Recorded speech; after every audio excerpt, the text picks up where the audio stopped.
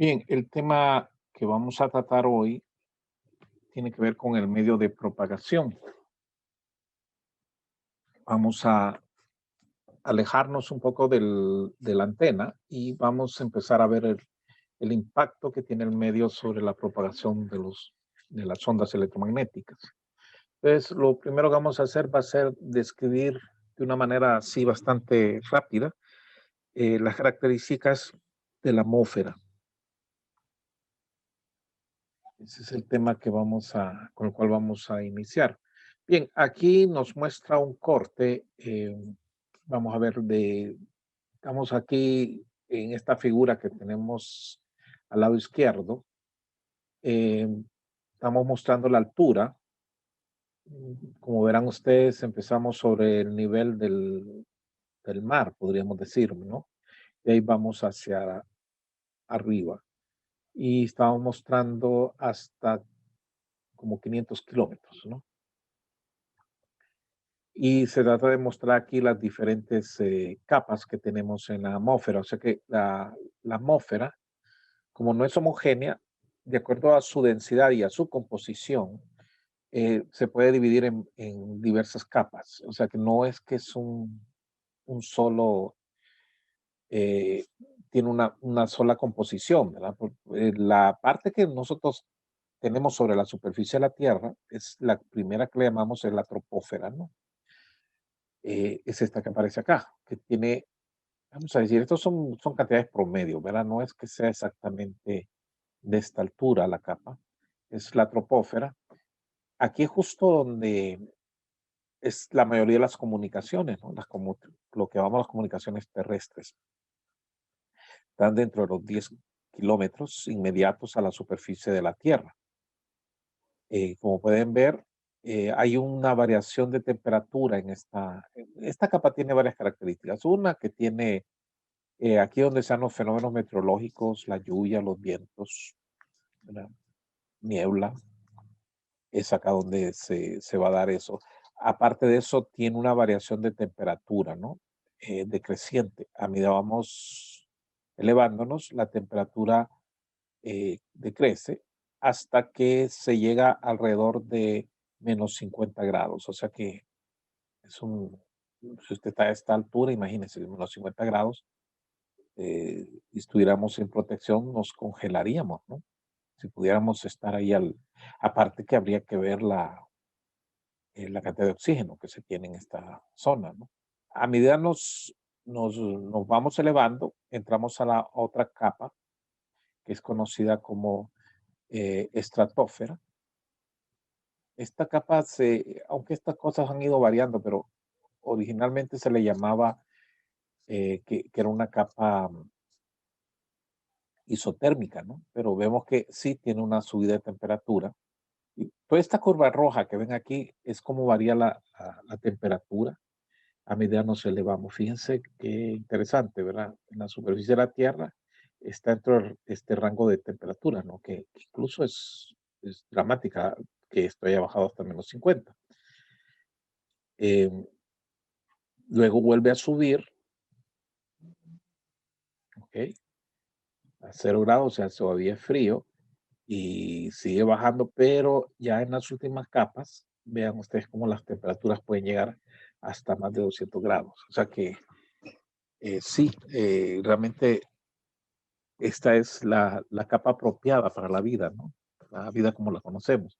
Sin embargo, esto ya no son, digamos, no son apropiadas para sostener. Aquí se necesita protección, ¿verdad? Así que vamos a estar en este ambiente, ¿no?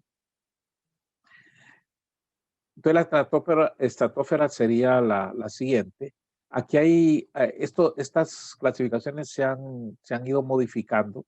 Lo más tradicional o como se consideraba al inicio eran básicamente tres capas: la troposfera, la estratosfera y luego se pasaba a la ionósfera, ¿no? La ionósfera es no aparece aquí, una capa, eh, déjeme ver dónde está la ionósfera.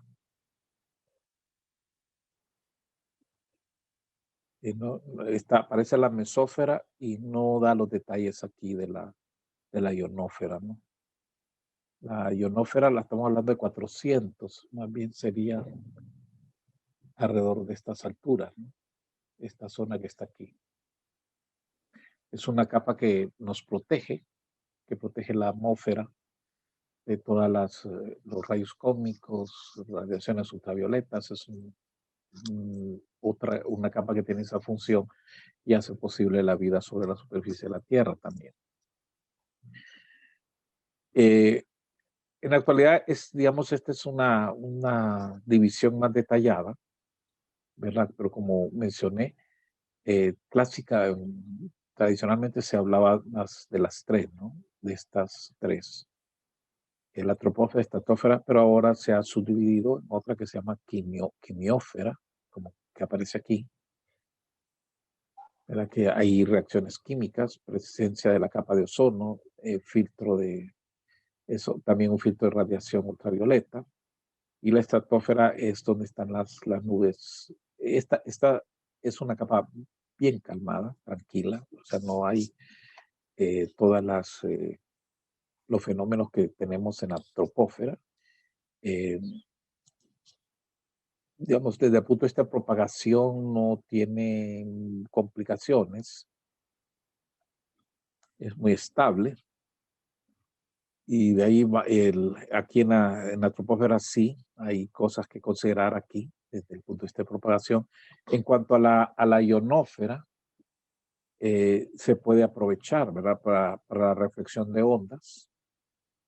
Aquí tiene unas características, la ionosfera es transparente a ciertas frecuencias, pero otras es como una barrera, o sea que la podemos usar como un elemento reflector o refractor, ¿verdad? Para doblar los rayos, los rayos electromagnéticos de las ondas electromagnéticas. Y ahí tenemos otras que son las que están más hacia afuera, ¿no? El exósfera es lo que llaman vacío casi absoluto, la zona de circulación de los satélites geofísicos. Están arriba de 1000 kilómetros. La órbita geoestacionaria está mucho más alto que eso, ¿no? Alrededor de los 30.000 kilómetros. Sin embargo, hay otros satélites, lo que llaman de órbita baja, que no son geoestacionarios, sino que se mueven, que pueden colocarse arriba de la ionósfera, ¿verdad? Entre esta distancia, 400 y 1000.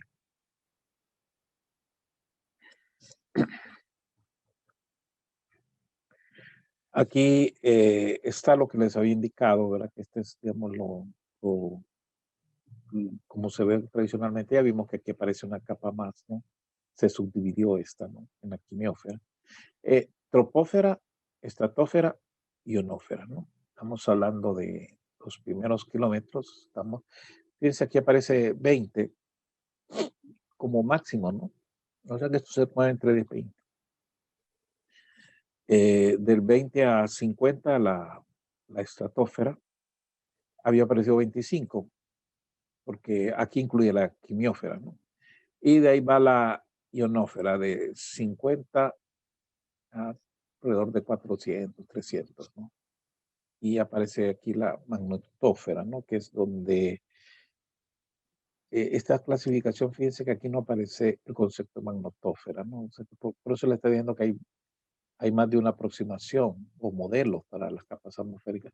Aquí sí aparece, ¿no? La, donde los campos electromagnéticos ejercen una función importante de protección también. Bien, entonces, ¿qué pasa con la primera capa? Esa primera capa es la más densa. Es esta que tenemos aquí, la troposfera, que es la más densa y es la que contiene la mayor cantidad de masa de la atmósfera. Estamos hablando de alrededor de un 90% del peso de la atmósfera está en los primeros 10 a 20 kilómetros. Eh, como les decía, estas distancias o el grosor que tenga depende de la zona donde nos ubiquemos. Pudiera incluso ser un poco inferior a los 10 kilómetros, como decir 9 en los polos y más o menos 17 en Ecuador, pues 10, 20, eso puede variar un poco. Entonces, también las condiciones atmosféricas alteran los límites esos. O sea, que no es algo rígido, sino que tiene ciertas fluctuaciones. Aquí en la troposfera se experimentan cambios de temperatura, cambios de presión, cambios de humedad. Esto incluso de acuerdo a la latitud que tengamos y la altura. Aquí están, como mencionamos antes, la presencia de nubes, de lluvia, y que tienen una influencia importante en la propagación que habrá que considerarla.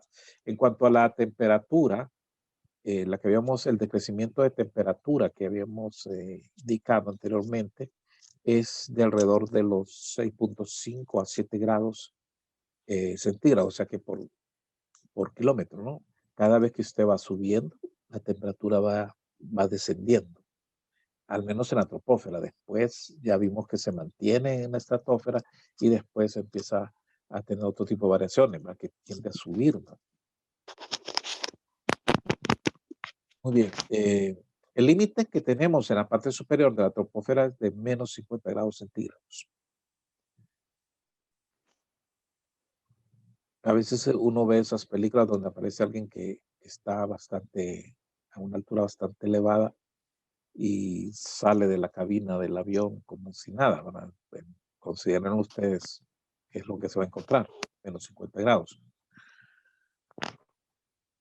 Ahorita que hubo esa helada en Estados Unidos, en Texas, dice que tenían un problema que tuvieron las vacas, es que se les congelaron las orejas, ¿verdad? Y se les cayeron por las bajas temperaturas, imagínense lo que puede pasar a menos 50.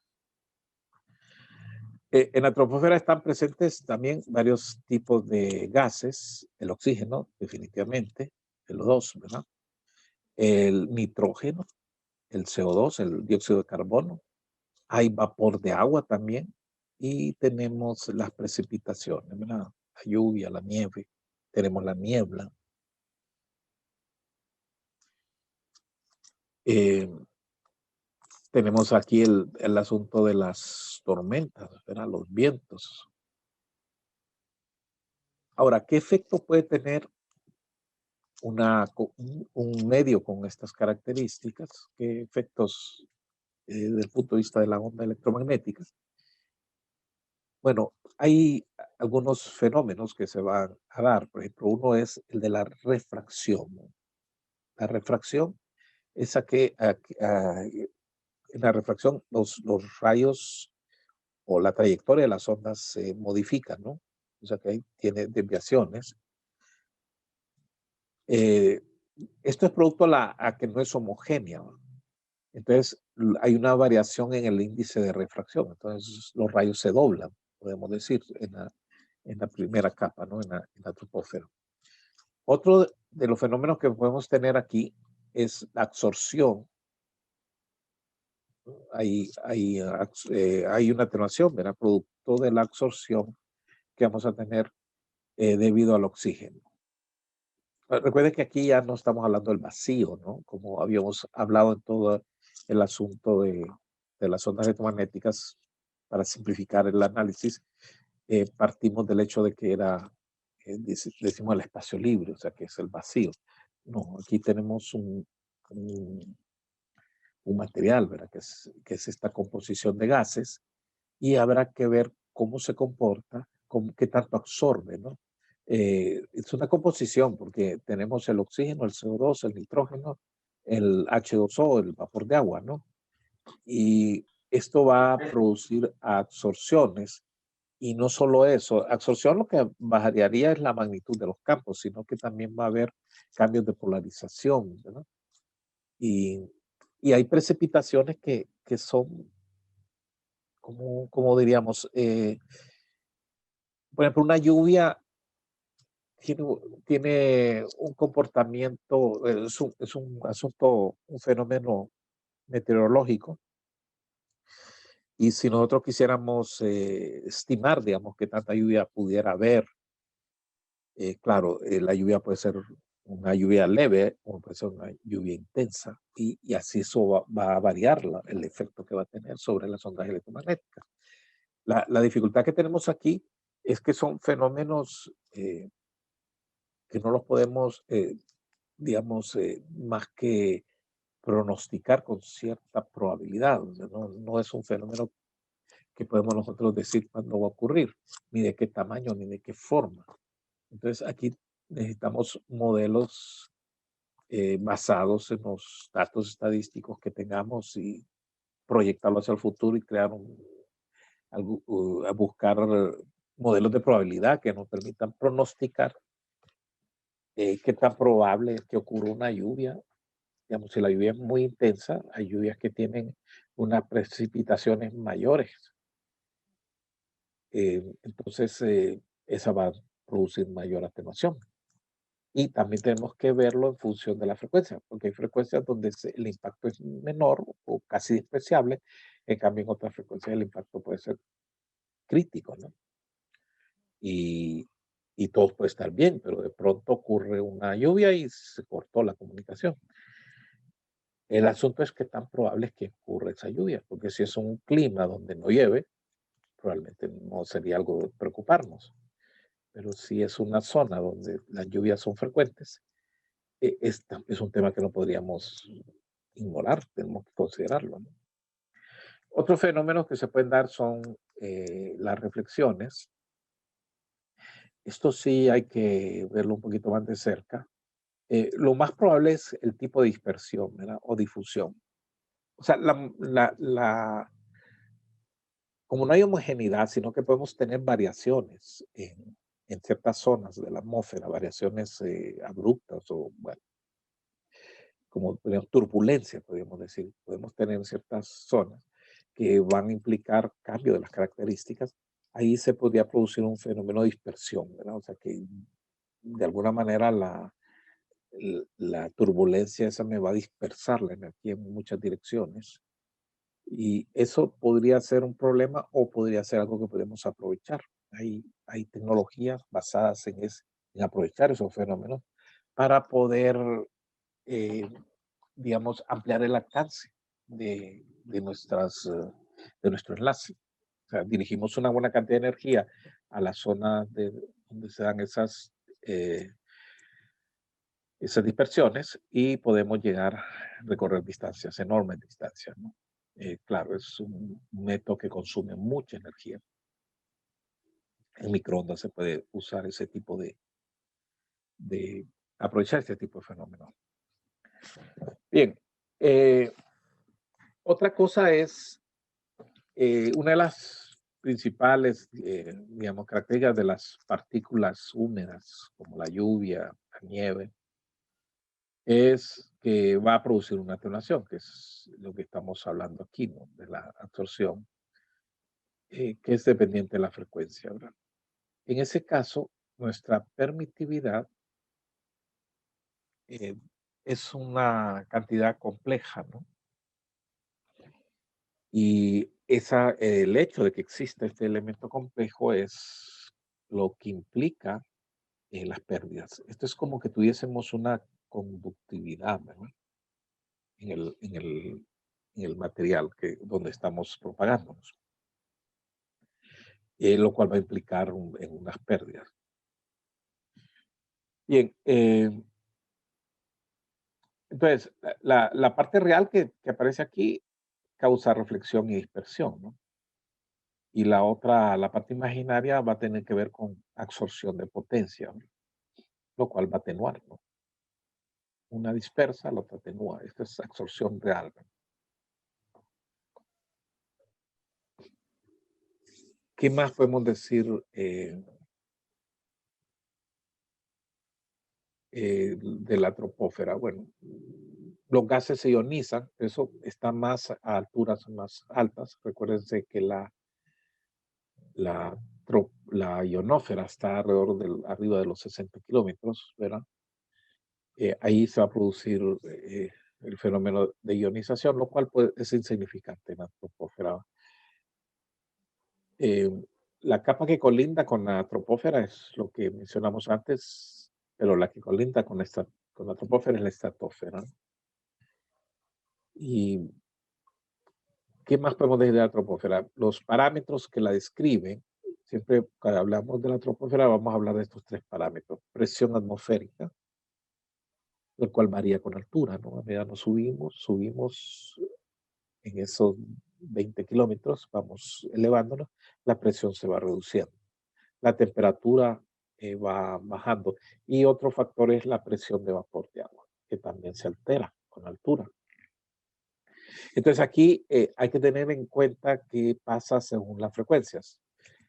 Por ejemplo, si estamos en la banda de VHF recuerden que es de 30 a 300 MHz. Arriba de los 30 MHz, ¿verdad? Podemos decir que hay fluctuaciones en el índice de refracción, ¿verdad? Eh, que son localizadas, o sea que hay fluctuaciones en ciertas zonas de la atmósfera, ¿no? Pueden dispersar la energía, ¿va? Esa es una de las cosas que se puede dar. Hay cambios abruptos, estratificados, ¿verdad? Horizontalmente, pueden causar refracción o reflexión. O sea, uno pensaría que si se mueve horizontalmente no va a haber cambios, pero puede haberlos y va a producirnos cambios en el índice y eso puede causar refracción y reflexión. Reflexión, interesante que es. La reflexión implica, tenemos unas definiciones que hemos visto en las ondas electromagnéticas cuando se reflejan y cuando se refractan. La refractada cambia de dirección penetra en el medio, pero cambia de dirección. En la otra no, en el punto de discontinuidad se cambia de dirección y no se penetra, ¿no?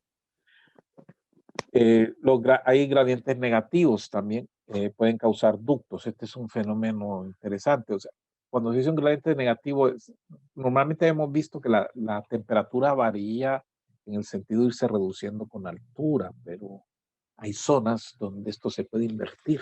Entonces, la variación es opuesta a la que teníamos y se produce una especie de guía, ¿no? Una guía natural. O sea que si ahí entra una onda que se está propagando, queda capturada en esa especie de tubo, ¿no? Que se forma, eso se le llaman ductos, y esa cosa va a ir a saber a dónde, ¿verdad? Eh, no al destino que habíamos pensado, sino que se fue para otro lado. Eso puede ser ¿cómo se llama? Un problema, ¿no? Hay lugares o climas donde se da ese tipo de inversiones. Entonces, puede hacer que la comunicación se caiga, ¿no? Y se vaya para otro lado. De esto hay todo un tema bastante, estudios de ciertas zonas donde se analiza este fenómeno. Bien, otra cosa es como ahora estamos sobre la Tierra. Recuerden que la Tierra es esférica, entonces nosotros vamos a lograr ver si se trata de línea de vista, vamos a ver el horizonte. El horizonte sería, digamos, el borde que vamos a ver de la superficie de la Tierra y pues más allá no tendríamos línea de vista, ¿va? Pero se podría transportar energía más allá del horizonte, ¿verdad? O sea, más allá de lo que vemos, es posible. Y eso podría ser bueno o malo dependiendo de lo que estamos tratando de hacer, ¿verdad? Pudiera ser que eso pueda ser más bien un problema porque va a interferir en algo que está bastante lejos. Eso tenemos que considerar la estructura, ¿verdad? de la Tierra, que es la que colinda con la troposfera. Ahora bien, las reflexiones aquí afectan más a, a frecuencias arriba de los 30 MHz, ¿no? Y los ductos afectan más a frecuencias superiores de un perdón, 1000 MHz, perdón, de 30 a 1000 MHz.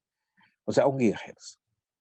O sea que los ductos más tienen que ver con, ya empezamos a acercarnos a las microondas, ¿no? A la frecuencia, la parte alta de estamos hablando ya de la banda de UHF. A partir de ahí estamos empezando a ver estos fenómenos como algo importante. La dispersión troposférica, eh, pues esto lo podríamos aprovechar, es lo que había mencionado antes. Puede usarse como mecanismo de comunicaciones de larga distancia, pero también en frecuencias que andan alrededor del 0.3 a 100 GHz, frecuencias bastante altas, se puede aprovechar. O sea, le enviamos a una zona de la atmósfera, una zona donde se puede presentar las turbulencias y usarlo como punto de dispersión para llegar más lejos. O sea que ahí la energía se va a difundir a partir de ese punto alto donde estamos apuntando y se puede llegar a distancias importantes. En un país que, digamos, que tenga dimensiones más grandes, esta puede ser un asunto que se puede usar para comunicaciones a larga distancia. Por ejemplo, en Brasil es una de las cosas que se utilizan. Podíamos enviar a un lugar alto, apuntamos la energía hacia a un punto alto de la atmósfera y con altas potencias y eso va a bajar, digamos, a zonas que están más allá de la selva, donde no se pueden construir radioenlaces o que la única opción serían los satélites. La ventaja de esto es que el retardo es más bajo, ¿no? Porque son distancias cortas comparadas a las de un satélite, ¿no? Bien, aquí se muestra una curva donde se muestran varias cosas. Fíjense bien, acá aparece la atenuación. Esto se llama atenuación específica de B por kilómetro para un trayecto horizontal. O sea que hemos puesto un punto A, un punto B en, en dos ubicaciones. En medio tenemos la troposfera, el enlace es horizontal, no es vertical, o sea que no es el enlace que tendríamos hacia un satélite, digamos, sino que es sobre la superficie de la Tierra. Y tenemos las diferentes frecuencias. Vamos en gigahertz. La frecuencia más baja que aparece aquí es 1 GHz. Y fíjense acá ya estamos en 100 GHz y aquí en 1000 GHz, ¿no? O sea que estamos hablando de longitudes de onda que son de 10, 1 centímetro, 1 milímetro. Aquí ya estamos hablando de lo que se llama milimétrico, ¿no? Estamos en la parte más alta. Y esto, pues, la parte infrarrojo, la luz visible, esto, bueno, tal vez no nos interese, pero se muestra el comportamiento. Hay varias curvas aquí. Estas curvas van a mostrar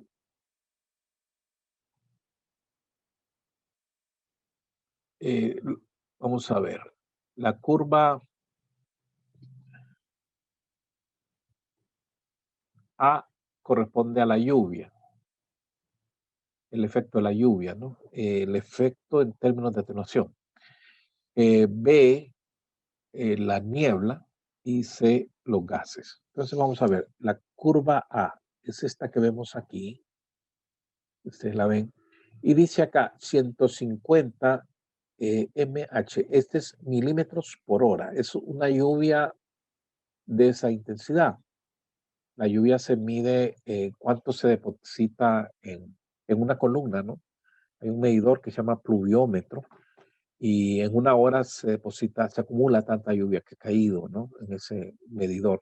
Bueno, una lluvia de 150 milímetros, esa es una lluvia, ¿no? Más o menos buena. De ahí tenemos otra lluvia que dice 25 milímetros por hora. Y acá aparece otra todavía más tenue, que es de 0.25 milímetros por hora. Bien, esta curva muestra cómo a medida va subiendo la frecuencia, hay un impacto mayor en la atenuación. Esta es una atenuación adicional, no es lo que produce el espacio libre, sino que esto es que se absorbe la lluvia. Entonces, vean ustedes, en frecuencias bajas, por ejemplo, 2 GHz, pues sí, hay algo, 0.02 por kilómetro, ¿no? Pero asumiendo que la lluvia es uniforme en todo el enlace, ¿va? Eso es lo que estamos asumiendo si queremos considerar aquí el total de con ese valor y consideramos el enlace. Si no, hay más cosas a considerar ahí, es que tan probable es que la lluvia sea en todo el trayecto, pero bien. Vamos subiendo, tenemos 5 GHz, aparece en punto 2 para este tipo de lluvia, 150. Y si vamos a 10 GHz, ya empieza a ser importante. Fíjense usted, ya aparece 5 dB en 1 kilómetro. Ya imagínese usted si tiene 50 kilómetros, ya de pensarlo si se va a hacer posible, porque eso puede tener un gran impacto que haga imposible que la señal llegue a buen nivel al destino. Y si vamos arriba de eso, el asunto sí ya se está poniendo grave, ¿no?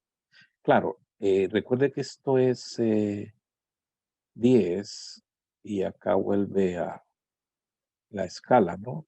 Sería, acá es 100, o sea que aquí serían 20. Este 2 de aquí es un 20 realmente. 20 gigas. Hay sistemas de 20 gigas que en 1 kilómetro vas a andar alrededor de los 20 dB adicionales. O sea que si son 5 kilómetros serían 100 dB.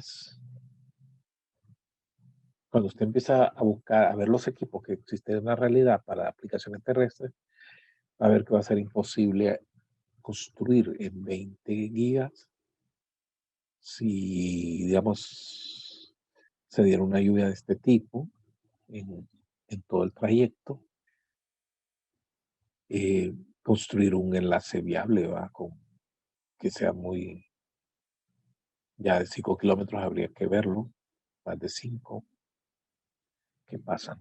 Claro, las lluvias pueden ser que no lleguen a esta intensidad, sino que son más bajas, entonces la cosa está mejor, ¿verdad? Si la lluvia es menos probable, o usted podría decir, bueno, sí, puede haber una lluvia de este tipo, pero la probabilidad de que ocurra es de 0.001%. Ok, entonces lo hacemos y sí, se va a cortar, pero con la probabilidad de 0.01%. Entonces, aquí empezamos a usar otros criterios, ¿verdad? Empezamos a considerar qué tan probable es que se corte, ¿no? Entonces empezamos a tomar estos datos, eh, considerarlos para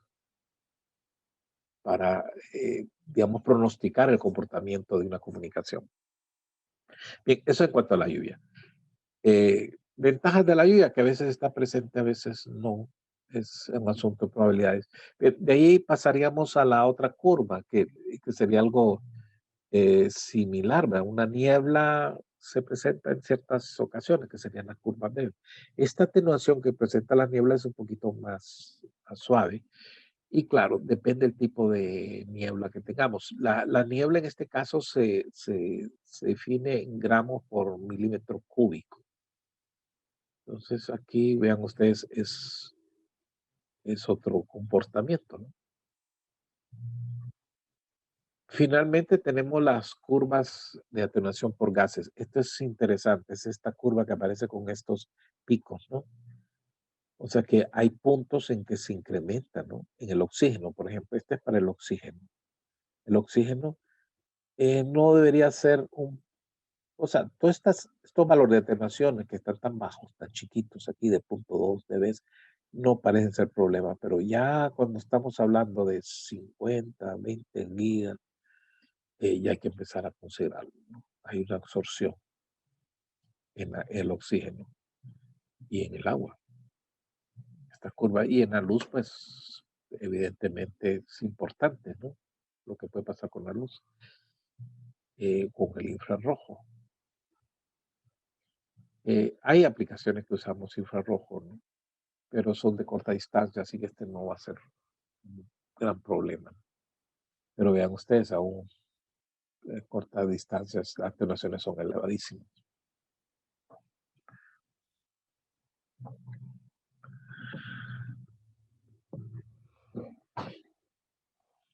Muy bien. Continuamos describiendo el comportamiento de la atmósfera, de la troposfera en particular. Eh, bien, hay el fenómeno este del cambio del índice de refracción, o sea, a medida como la densidad cambia con altura, recuerden que cambia la presión, cambia la temperatura con altura de la troposfera. Esto va a producir una modificación del índice de refracción. ¿Cuál es el resultado? Es que se curva el rayo. O sea que la luz, si nosotros consideramos la luz sobre la superficie de la Tierra, tiene una trayectoria curva, producto de la no homogeneidad, ¿verdad? Pues de estas variaciones que estamos considerando. Vamos a analizarlo más adelante. Ahora, ¿por qué la luz me interesaría? Porque es similar el comportamiento con las ondas radioeléctricas, que es la que nos interesa. Y puede ser, esa curvatura puede ser significativa y puede ser algo que no podemos obviar en ciertos casos, como vamos a ver más adelante. En distancias, digamos, que es, digamos, el horizonte, el que vemos a la distancia, el horizonte que estamos viendo probablemente sea más allá del horizonte, lo que estamos viendo, producto de este fenómeno de la refracción. Entonces, en algunos casos puede ser ventajoso, otros casos puede ser desventajoso, dependiendo de la situación que estemos considerando. Entonces, a frecuencias superiores de 3 GHz, de acuerdo a las gráficas que vimos antes, ahí habría que ponerle cuidado a la lluvia, ¿verdad?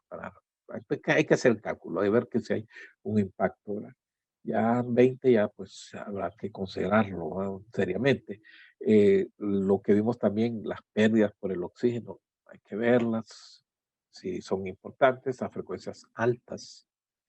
Los enlaces así de frecuencias altas, por esta razón y por estos fenómenos, es que ustedes lo van a ver que las aplicaciones para las frecuencias altas en microondas son para corta distancia, ¿no? Es lo típico producto de estos fenómenos. Si no fuera así, podríamos considerarlos para enlaces largos, ¿no? Pero estos fenómenos lo limitan sustancialmente, enormemente, ¿no? Toda esta absorción que está aquí. Y si queremos comunicaciones de larga distancia, entonces tenemos que usar frecuencias más bajas, ¿no? O sea, ya pensar usar 30 gigahertz, una cosa así, y no, por esto no. O sea, mientras no se den ciertos problemas, no haya lluvias, pudiera que el enlace sea viable. Pero no tuvimos un clima tropical, así que ya saben lo que va a pasar. Y pueden haber otros fenómenos incluso que pudieran degradarlo rápidamente. Entonces, volviendo aquí a la frecuencia superior a 30 MHz, también enfrentamos esto, que la presencia y la forma de las montañas tiene una influencia importante, ¿no? ¿Sí? O sea que aquí tenemos que considerar el tema de las obstrucciones. Claro, a medida subimos la frecuencia, ya vamos considerando frecuencias más altas, los edificios, los obstáculos, van a tener otro impacto desde otro punto de vista de otros fenómenos, como ser el de la difracción, ¿verdad? Fíjense que hemos mencionado reflexión, difracción y refracción. Son tres fenómenos totalmente diferentes que tenemos que entenderlos, ¿no? Tenemos la dispersión, ¿verdad? Entonces, los accidentes que tenemos en la superficie terrestre va a haber que considerarlos también en nuestro análisis, ¿no? Y aquí se puede dar una difracción. La difracción permite que podamos aprovechar ese fenómeno de difracción que que tengamos una obstrucción enfrente, siempre obtengamos alguna magnitud útil de campo al otro lado del obstáculo, ¿no? Y esto se puede aprovechar dependiendo el tamaño del objeto con respecto a la longitud de onda, ¿no? Aquí se muestra un gráfico donde estamos tratando de ver todos los fenómenos que se pueden dar según, digamos, el cambio del índice de refracción, ¿verdad? Muy bien, veamos. Fíjense, uno de los problemas puede ser que tengamos una estación terrestre en la superficie de la Tierra mirando hacia un satélite, ¿no? Bien, en la parte superior del satélite no está en el vacío, podríamos asumir que no hay ningún impacto, pero en la parte de abajo, subiendo, pues vamos a atravesar la atmósfera en forma vertical. Y acá, vean ustedes, esto es lo que habíamos hablado, ¿verdad? Lo que se puede dar en la atmósfera. Estas son variaciones, las turbulencias que se dan en la atmósfera. Entonces tenemos variaciones, ¿verdad? A pequeña escala y tenemos fenómenos así, no homogéneos en la atmósfera. Y podemos atravesar esto. Habría que ver el tema de la dispersión. Entonces, ¿qué pasa? Cuando parte de la energía incide sobre esto, se reirradia en todas las direcciones. Esto es lo que llamamos dispersión. Y una parte va a continuar, ¿verdad? Pero algo se va a perder ahí. Pues habrá que considerar eso en la realidad si esto tiene un impacto importante, ¿va? En esta trayectoria. Eh, También lo podemos aprovechar esa discontinuidad, digamos, como mandamos la energía, la enfocamos hacia la zona de discontinuidad y vía dispersión llegamos a una distancia bastante larga, ¿no?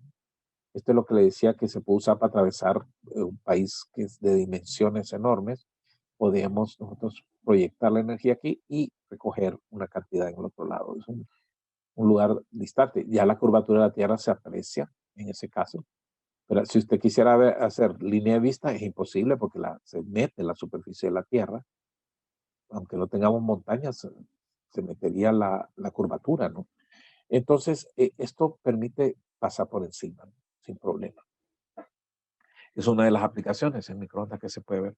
La otra es que tengamos dos terminales, aquí aparece uno y aparece otro, terrestres, y lo hacemos con línea de vista, ¿no? Aún aquí, que usted dice, pues que no hay obstrucción, aquí tenemos un trayecto limpio entre un punto A y un punto B. Esto debería estar totalmente estable. No, aún ahí se da lo que se llama un desvanecimiento multitrayecto. O sea, estamos considerando que no hay ninguna obstrucción, que sí está la superficie de la Tierra, pero digamos, no obstruye, que en la atmósfera no hay una lluvia, no hay un tema ahí eh, digamos, de una niebla. Aún así se da este fenómeno que se le llama desvanecimiento. O sea que tenemos que ver qué pasa aquí. Solo producto de las variaciones del índice de refracción, ¿verdad? Variaciones eh, estables que podemos tener. eh, pero la atmósfera tiene sus variaciones pequeñas que van a incidir en la intensidad del campo que vamos a recibir en el destino. El otro fenómeno, los ductos, ¿no? Los ductos, o sea, la energía quedó atrapada en un camino cerrado como aparece aquí, ¿no? Estamos hablando de arriba de 0.5 GHz. ¿Ok? Muy bien, volviendo al satelital, entonces tendríamos absorción, eh, ruido, que es un tema a estudiar. Por eso en la parte de comunicaciones se estudia el ruido, porque en todo lado todo esto va a haber ruido por todos lados. Entonces hay que ver cómo va a haber variaciones aquí de la intensidad que hay que considerarlos. Estamos hablando de frecuencias arriba de 15 GHz. Bien, ahí lo revisan con cuidado ese pequeño gráfico. Eh, Precipitaciones, las lluvias. Ahí se representa por la figura esa, eh, en estas zonas azules, los fenómenos en cuestión, ¿verdad? Podemos tener una zona de lluvia. Lo que le estaba indicando, que las lluvias no necesariamente cubren todo el trayecto, ¿no? Y esto es caprichoso, ¿va? Puede ser amplio, corto, pequeño. ¿Cómo lo tratamos? Eso se ocupan modelos para tratar eso. En un satélite, bueno, también podemos tener, aparte de tener estos problemas de dispersión que habíamos mencionado antes, ¿ok? Efectos de nubes, que hay nubes y tienen algún impacto, ¿va? O las precipitaciones que estamos mencionando aquí, ¿no? ¿Qué puede haber ahí? Eh, Cambio de polarización. Entonces, imagínense, este enlace, ¿qué tipo de polarización vamos a usar? Eh, ¿Lineal o de tipo elíptica, ¿no? ¿Qué nos convendría más? Habrá que considerar que sí puede haber cambios de polarización producto de estos fenómenos. A ver, un tema ahí de cruzamiento de polarización. Eh, entonces tenemos que buscar algún tipo de, de antenas que no sean impactadas por este fenómeno que va a modificar la polarización de la onda radioeléctrica que hemos enviado. Entonces, en la parte de satélite también hay cosas de propagación a evaluar. Nosotros no vamos a dedicar tiempo a esto, sino más a la parte terrestre, ¿no? A esto. Estratosfera. Nos queda la estratosfera.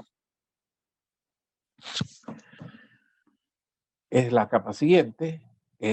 Podemos decir que la temperatura es, a diferencia de la troposfera que va reduciéndose, esta es lo que llaman isotérmica. Una temperatura constante, más o menos, de menos 50 grados centígrados, y ya mencionamos que llega hasta alrededor de los 50 kilómetros. Es estable desde el punto de vista de propagación, o sea que todos estos fenómenos que la troposfera nos lleva a estudiar, aquí no se van a presentar, y ha sido de poco interés, ¿verdad? La estratosfera. Hay nuevas aplicaciones aquí, ¿verdad? Ahora se ha hablado de lo que llaman plataformas estratosféricas, que es una especie de repetidora que se pone en un globo y se levanta esa estructura hasta esa altura. Y como ahí es estable, y eso, digamos, desde ahí podríamos cubrir todo el país, digamos, poder tener una plataforma estratosférica de ese tipo y usarlo para comunicaciones. Si están pensando usar frecuencias altas en este caso. Eh, la tecnología existe, las normas para ese tipo de de soluciones existen, pues serían las que estarían aprovechando, ¿no? La estratosfera. Eh, Parece ciencia ficción, ¿verdad? Pero sí, se tiene ese tipo de soluciones, ¿verdad? La otra es, lo más usual es que el atravesarlo de arriba hacia abajo, ¿eh? Lo cual no plantea dificultades. La ionósfera es la otra, la capa más externa, la de afuera. La, esta se dice que según la densidad de los gases, que son gases, la densidad es bastante baja aquí, y esta zona está sujeta a todas las radiaciones impacto de partículas provenientes del Sol, tenemos rayos cósmicos, ultravioletas, se ioniza totalmente, ¿verdad? Y como está ionizada, ¿verdad? Tiene algún impacto sobre las ondas radioeléctricas, pero en función de la frecuencia, ¿no? Como mencionamos, estaba de los 50 a los 400 kilómetros en promedio de altura. Ahí está dividido en varias capas, ¿no? La ionósfera cambia su comportamiento si es de día o de la noche, porque es afectada mucho por la radiación solar, ¿no?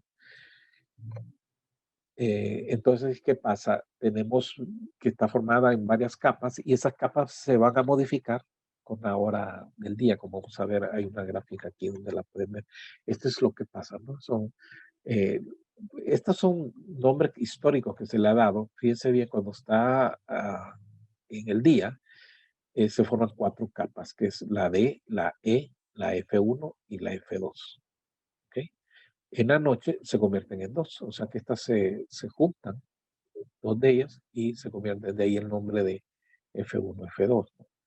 Y H. Esta se utiliza a frecuencias abajo de los 30 MHz. Abajo de 30 MHz la podemos usar como una especie de espejo, o sea que podemos enviar una onda radioeléctrica aquí y reflejar en la ionósfera y llegar al otro lado de la Tierra. Así fueron las primeras comunicaciones que se hicieron a larga distancia, ¿no? Se usó lo que se llama propagación ionosférica. Entonces, hay toda una teoría de cómo aprovechar esto. Además, esto cambia con estación, eh,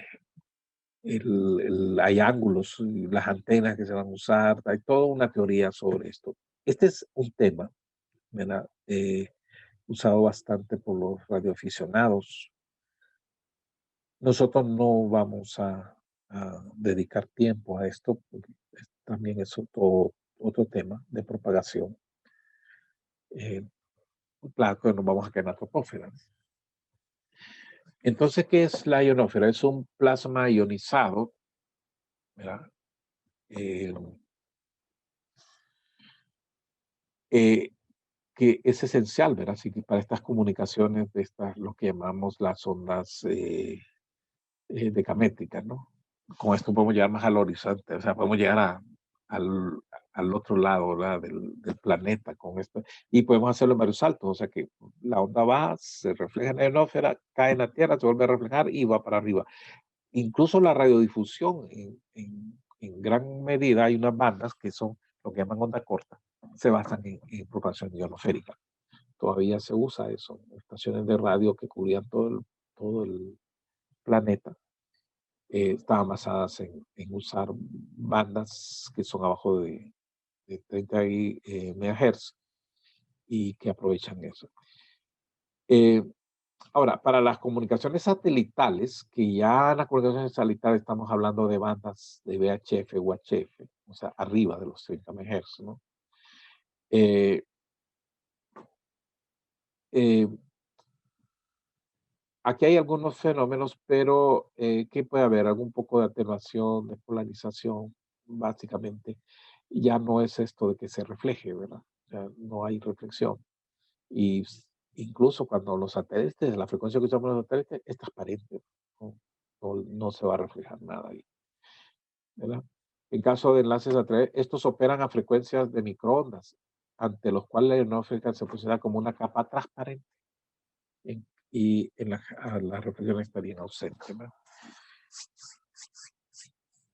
Bien, esto fue la primera forma en que se hicieron las comunicaciones, era, digamos, la principal, pues, si quería comunicarse entre dos continentes, había que usar este tipo de propagación, ¿verdad? Para nosotros, hoy, pues ya no es de mucho interés, ¿verdad? Más bien pareciera un impedimento, ¿verdad? Si quisiéramos usar frecuencias más bajas.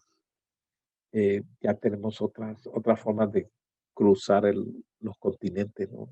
Lo hacemos principalmente por fibras ópticas, más que por medios así como satélites o digamos, o ionosféricos. Bien, es lo mismo, una figurita más para reforzar, así es como se comporta la ionosfera. Y este es el mecanismo, ¿no? El mecanismo o sea que hay que calcular el ángulo.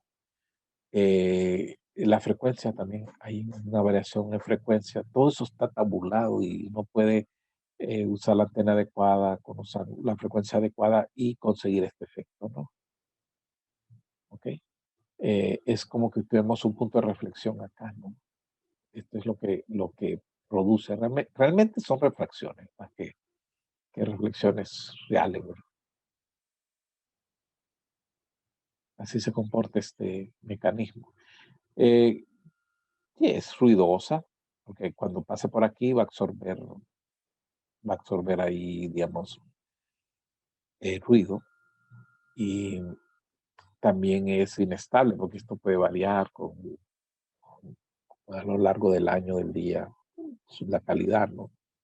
Y el ancho banda es pequeño. Pues si queríamos llegar a lugares más distantes, imagínense, 2000 kilómetros de un solo salto, podemos llegar. Dependiendo de la capa que usemos, ¿no? Podemos, como todo esto hay su ciencia para hacerlo, ¿no? Podemos irnos a capas más altas y hacer saltos más grandes, más 4000 kilómetros, por ejemplo. Eso es como ir desde que, donde, de Guatemala hasta Panamá. O hacerlo varios saltos, lo que les estaba mencionando.